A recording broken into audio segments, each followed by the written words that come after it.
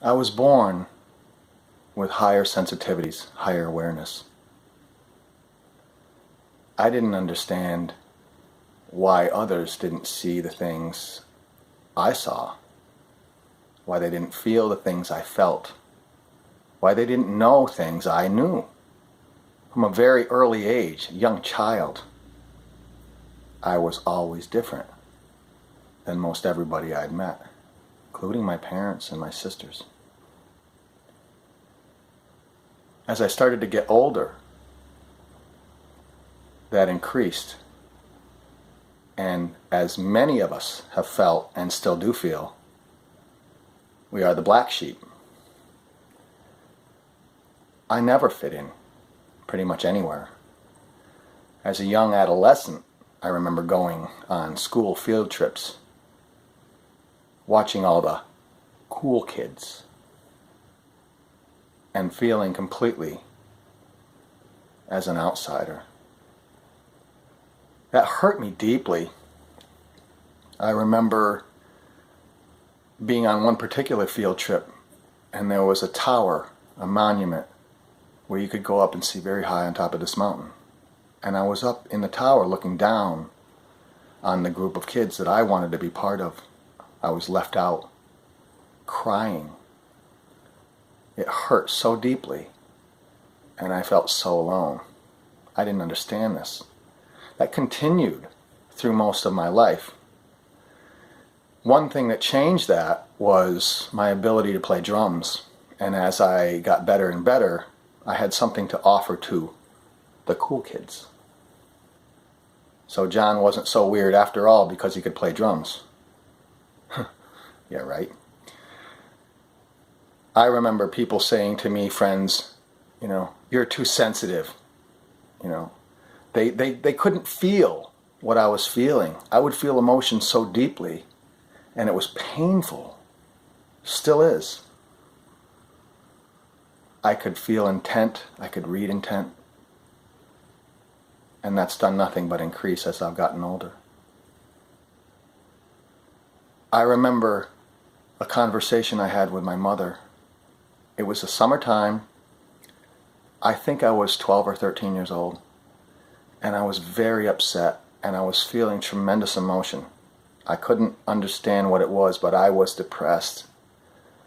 And my mother said to me, came up to my room, "What's the matter?"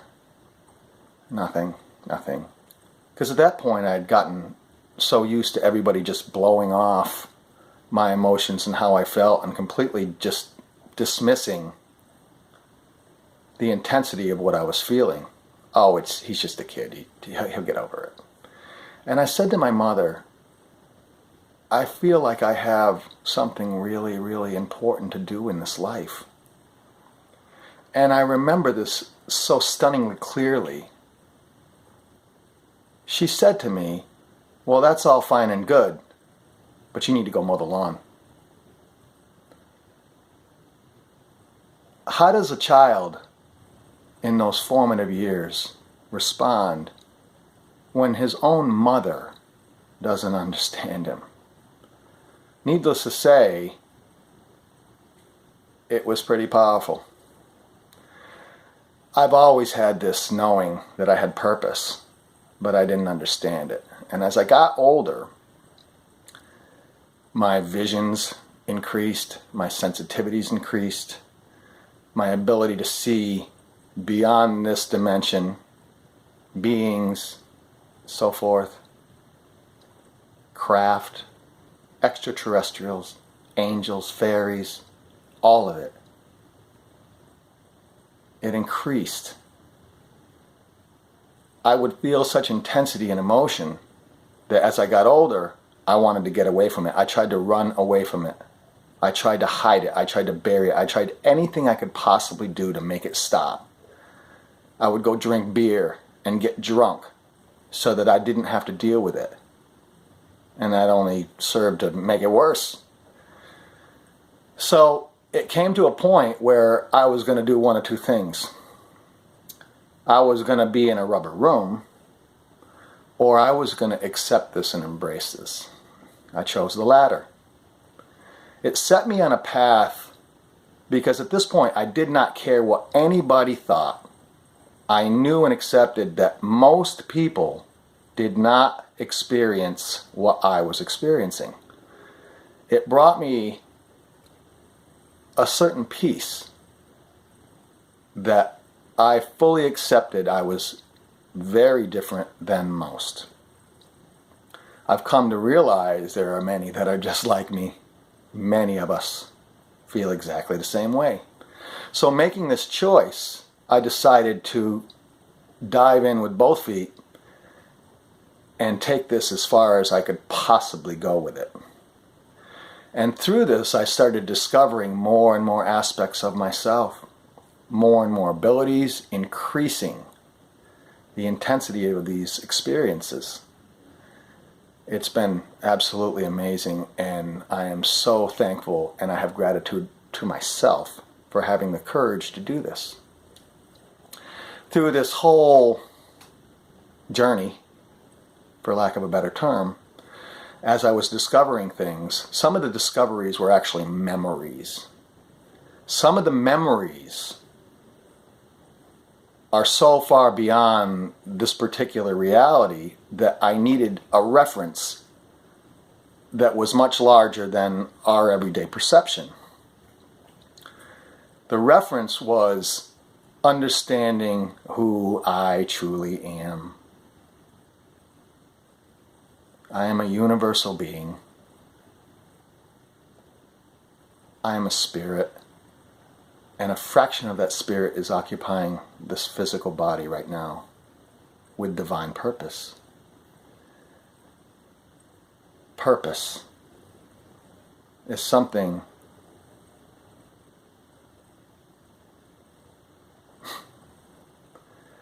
that brings me to do this video and to share my emotion and my experiences in the hopes that I can help others who are going through the same type of thing.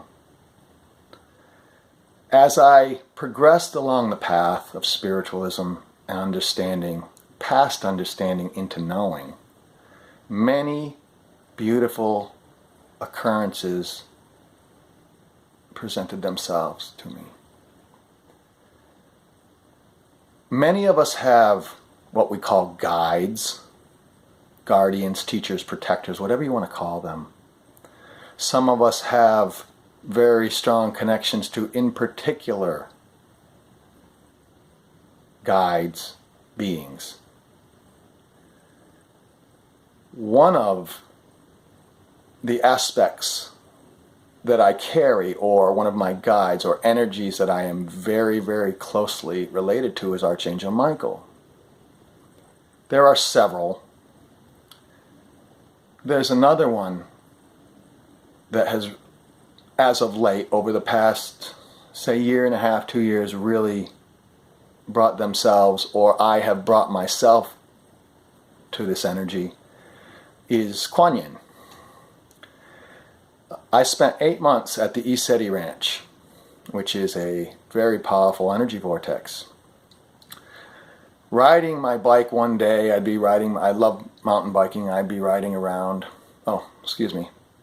just prior to that, on the property, exploring, I love to explore, 70-acre ranch, I stumbled across a small shrine to Kuan Yin that most people didn't know existed. Beautiful small shrine, and I resonated very, very strongly with her energy. That reconnected my awareness to that particular energy. I'd go riding on my bike, and one day I was riding this dirt road, beautiful area in Trout Lake, Washington, called River Road.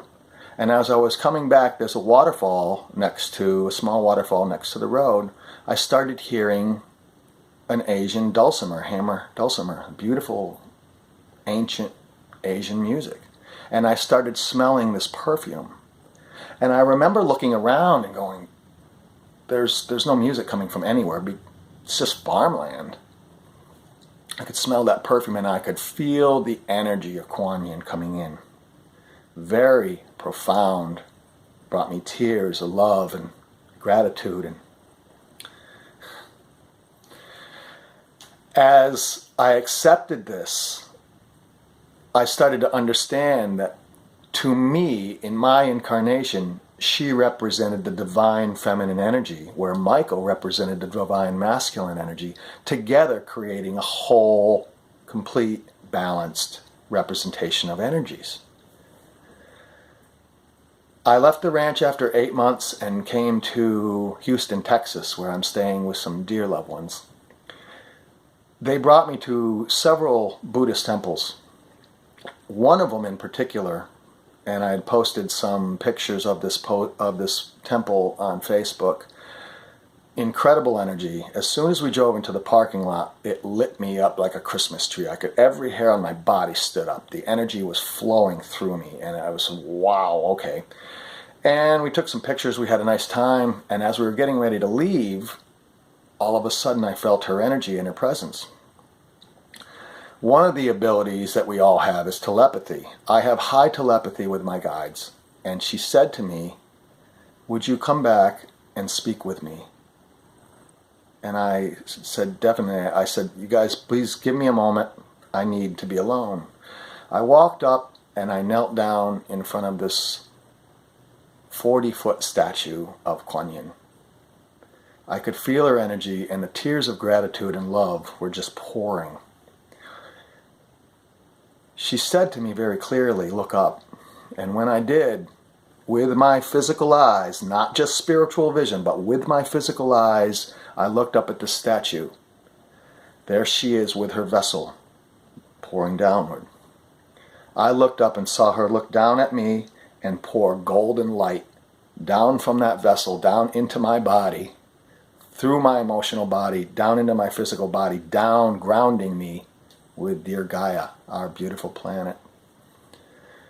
This reestablished my full connection with her that I had lost through many lifetimes, many, many centuries. Profound, to say the least. It put me back into an incredible balance of knowing. At that point, my abilities increased even more so, and they continue to do so on a daily basis because I work on it. I accept it, I love it, and I understand that that is my natural state of being, as is yours. Pure universal knowing of self. As we continued on our path of discovery, we went to yet another temple. At that temple, now I'm not saying that Kuan Yin lives at these temples, but the intent towards these incredible beings is stronger in some areas than others. And I think the statues and the knowing, that was the trigger for me to converse and increase the communication with Kuan Yin, that energy of Kuan Yin. At that point, I was reminded of something I made called a Universal Vow. Now, what is that? What does that mean to me? It is a remembrance of a vow that I made, a non-physical, universal, multidimensional vow that I made. I made it to all life, all creation, not just humanity, not just the ascension of this planet, not just the ascension of humanity on this planet, but to all creation, to all love. Some of that vow explains my heightened empathy. Why do I feel others' emotions? Why do I feel it so intensely? Excuse me. And what I've come to know is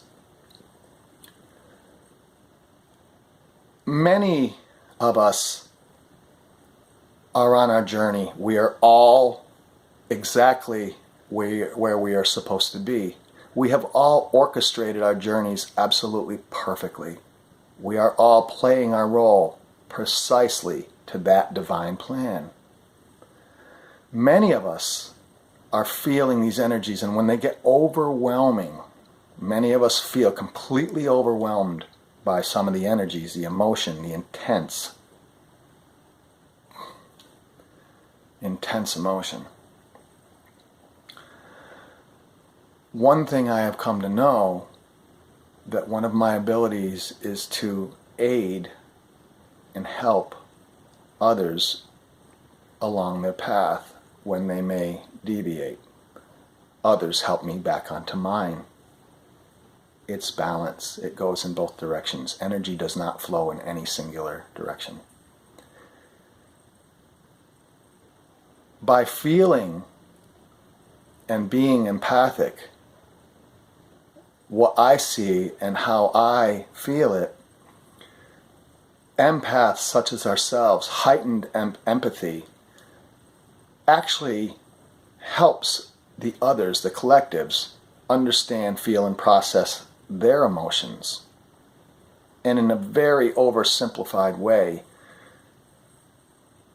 you could say in sorts that we are pulling some of the intensity away from them so that they can process. That is how I understand emotion coming to me that doesn't really apply to my particular incarnation. However, as a collective, we all feel the same thing. As a collective, we are all one. This vow that I have made has many aspects to it, as do the truth of our existence. Many aspects. Some is the ability to help others. Some of our aspects are the ability to allow others to help us, to allow ourselves to be vulnerable.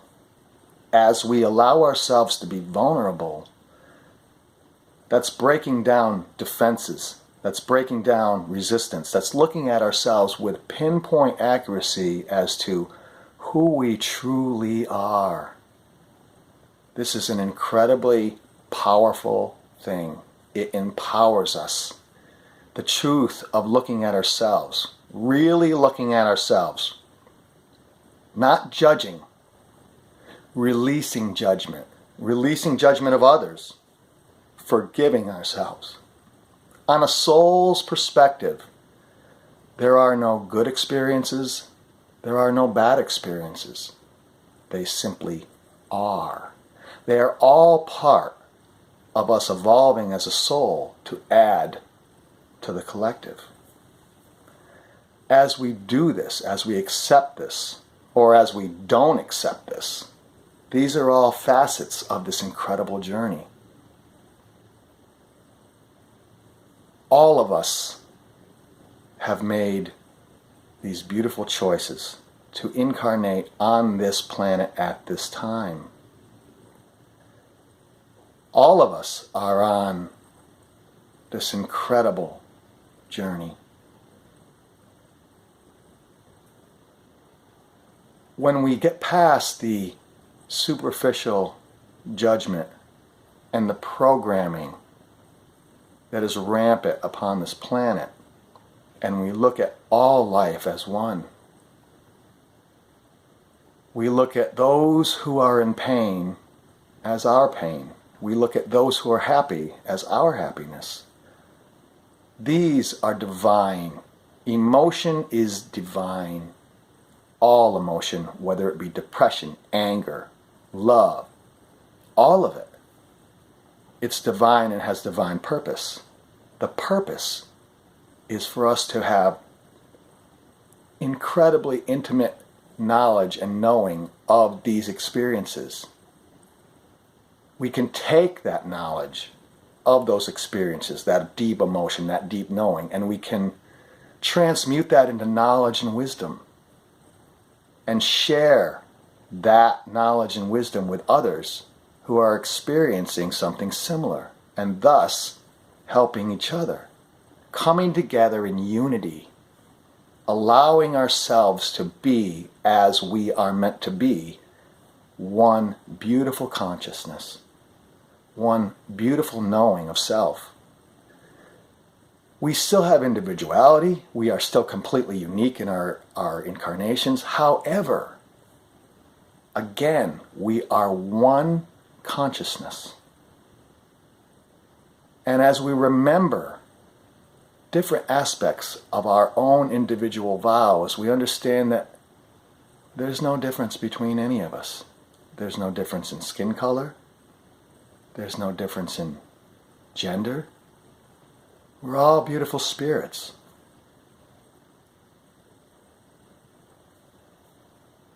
When I was younger, I tried to explain this to other people, how I felt. I would say something like, one day, skin color won't matter. One day, money won't matter. And I was met with, that'll never happen.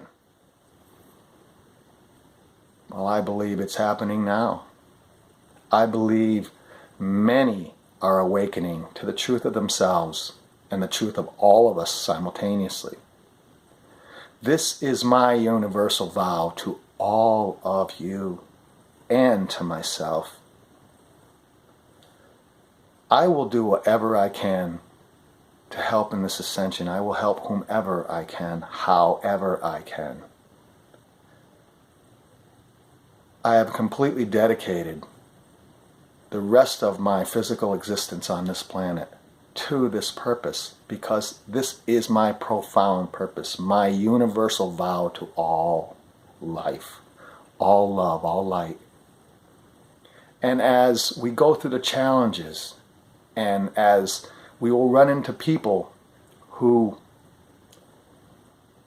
may very much act out in anger, and in some ways betrayal and judgment, they are screaming for our help. That is my interpretation of those actions. This is my universal vow, and I'm very happy to share it with you all. My love to you all. Blessings.